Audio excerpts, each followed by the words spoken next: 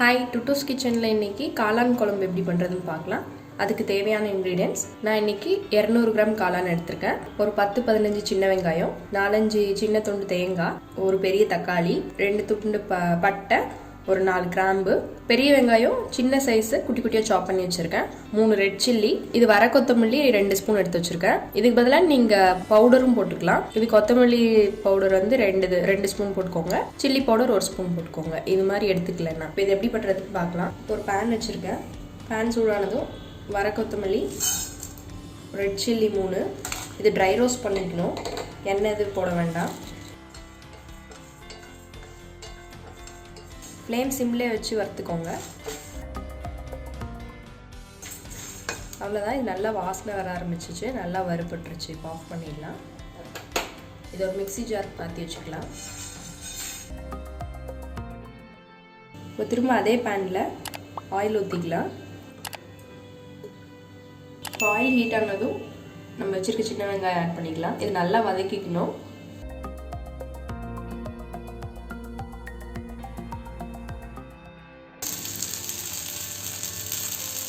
பாருங்கள், வெங்காயம் நல்லா கலர் மாறிடுச்சு. இது கொஞ்சம் மீடியம் ஃப்ளேம்லேயே வச்சு வதக்கிட்டிங்கன்னா நல்லா வதங்கி வரும், இல்லைனா மேலே மட்டும் கலர் மாறிடும் சீக்கிரம். இது எவ்வளோ நல்லா வதங்குதோ அவ்வளோ நல்லா நமக்கு டேஸ்ட்டாக வரும் குழம்பு. இப்போ இது கூட நம்ம தக்காளி மட்டும் போட்டுக்கலாம். இது நம்ம அரைக்கிறது தான், அதனால நீங்கள் ரஃப்பாகவே போட்டுக்கலாம். அவ்வளோதான், இப்போ அடுப்பு ஆஃப் பண்ணிடலாம். இது சூடாறுனதும் மிக்ஸி ஜாரில் மாற்றிக்கலாம். இப்போ ஃபஸ்ட்டு இது நல்லா பவுடராக அரைச்சிக்கணும். இது கூட நம்ம எடுத்து வச்சுருந்த பட்டை கிராம்பு சேர்த்து இது நல்லா பவுட்ரு மாதிரி அரைச்சிக்கிட்டு, இது அரைச்சதுக்கப்புறம் நம்ம வச்சுருந்த தேங்காய் அரைச்சதும் இந்த தக்காளி வெங்காயம் இதையும் சேர்த்து நல்லா பேஸ்ட் மாதிரி அரைச்சிக்கணும். இப்போ ஒரு பாத்திரம் வச்சுருக்கேன். அந்த பாத்திரத்தில் நம்ம வச்சுருந்த மஷ்ரூம் சேர்த்திக்கலாம். நான் இன்றைக்கி மஷ்ரூம் 2 பீஸ் பண்ணி வச்சுருக்கேன். இப்போ மஷ்ரூம் வந்து நேச்சுரலாகவே தண்ணி விடும், அதனால நம்ம ஃபஸ்ட்டு சும்மா ஃப்ரை பண்ணுற மாதிரி வதக்கிக்கலாம்.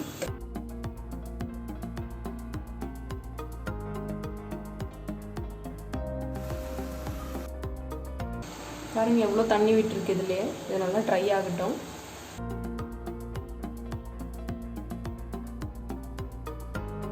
பாருங்கள், தண்ணியெல்லாம் நல்லா ட்ரை ஆயிடுச்சு. இப்போ நம்ம தனியாக எடுத்து வச்சுக்கலாம். இப்போ இதே பாத்திரத்தில் கொஞ்சம் ஆயில் ஊற்றிக்கலாம்.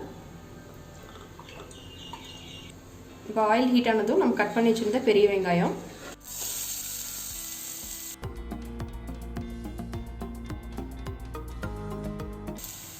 வெங்காயம் நல்லா வதங்கிருச்சு. அதில் வச்சு நம்ம மிச்சம் வச்சுருந்த அரை தக்காளி சேர்த்து நல்லா வதக்கிக்கலாம். வெங்காயம் தக்காளி நல்லா வதங்கிருச்சு. இந்த மஷ்ரூம் ஆட் பண்ணிடலாம். இது கூட இதுக்கு தேவையான மஞ்சள், தேவையான உப்பு இதையும் போட்டு நல்லா வதக்கிக்கலாம். இது 2 நிமிஷம் நல்லா வதங்கிருச்சு. இப்போ நம்ம அரைச்சி வச்ச மசாலாவை இதில் ஆட் பண்ணிக்கலாம்.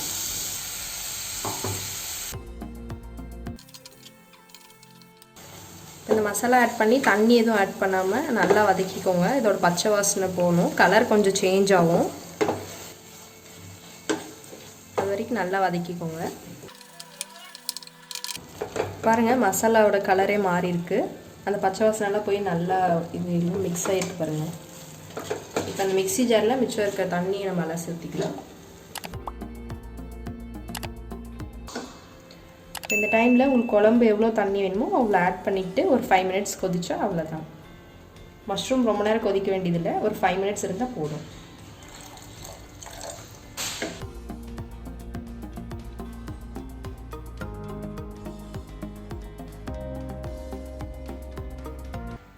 இப்போ ஒரு 5 நிமிஷம் ஆயிருக்கு. இது ஓப்பன் பண்ணி பார்த்துடலாம். நல்லா கொதிச்சிருக்கு. மஷ்ரூம் எல்லாம் வெந்து ஆயில் பிரிஞ்சு பாருங்கள். குழம்பு கலர் பாருங்கள் எவ்வளோ நல்லா வந்திருக்கு. அவ்வளோதான், மஷ்ரூம் கிரேவி ரெடி ஆயிடுச்சு. இந்த ஸ்டேஜில் நீங்கள் அடுப்பு ஆஃப் பண்ணிடலாம். இந்த கிரேவி பார்த்திங்கன்னா எல்லா டிஃபன் ஐட்டம்ஸ்க்கும் நல்லாயிருக்கும். இது காலையில் ஒரு டைம் பண்ணிட்டிங்கன்னா போதும். மார்னிங் டிஃபனுக்கு, மத்தியானம் ரைஸு, திரும்ப நைட் ஏதோ ஒரு டிஃபன் ஐட்டமுக்கு இது சரியாக இருக்கும். நீங்களும் இந்த ரெசிபியை ட்ரை பண்ணி பாருங்கள். ட்ரை பண்ணி பார்த்துட்டு எனக்கு கமெண்ட்டில் சொல்லுங்கள். தேங்க்யூ. இந்த வீடியோ யூஸ்ஃபுல்லாக இருக்கும் நம்புகிறேன். தொடர்ந்து நம்ம சேனலை சப்போர்ட் பண்ணுங்கள். உங்கள் டவுட்ஸை கமெண்ட்டில் கேளுங்க. டுட்டூஸ் கிச்சனை லைக் பண்ணுங்கள், ஃப்ரெண்ட்ஸ் அண்ட் ஃபேமிலிக்கு ஷேர் பண்ணுங்கள், அப்படியே சப்ஸ்கிரைப் பண்ணிக்கோங்க.